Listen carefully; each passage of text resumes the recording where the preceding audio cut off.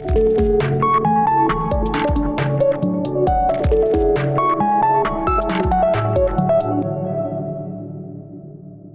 this lessons, I will show you the most important keyboard shortcut keys that you can use while you're reforming your database in Excel.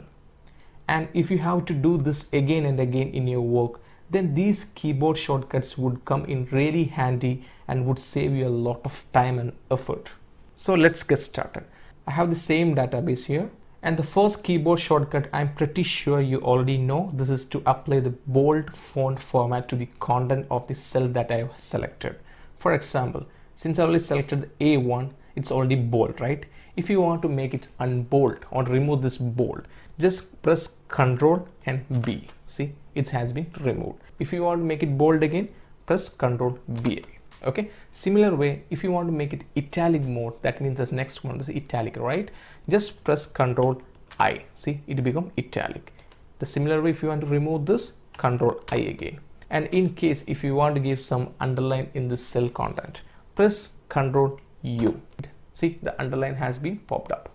And the next one is most interesting one. I'm just going to select this complete data set, and I would use this keyboard shortcut, which is Alt HBA. And as soon as I do this, you can see that now a border has been applied to all this cell content, right? See, and if you want to give some outside border which is very thick one, the keyboard shortcut is very similar. It's Alt HBT. For example, I'm just going to select this completely and Alt HBT.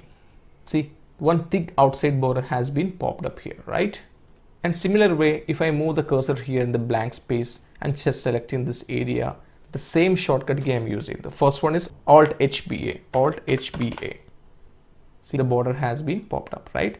And again, I'm selecting this. The next one is the thick border, right? Press Alt HBT. See, the thick border has been popped up, right? And just pressing Ctrl Z. And another interesting shortcut key is, for example, I'm just adjusting this column width here and here as well. Now you won't able to see the full name of the few books, right? And the author's name as well. So this is a little congested. If you want to make adjustment to it, or if you want to make the width this very perfect way, so just select that particular data set here. After that, press Alt HOI. See, the automatically width has been adjusted. Now we are able to see the book name and author's name as well, right? And as we already discussed in the previous topic, for example, you can see this icon, right? If you click on this, you can see that format cell option.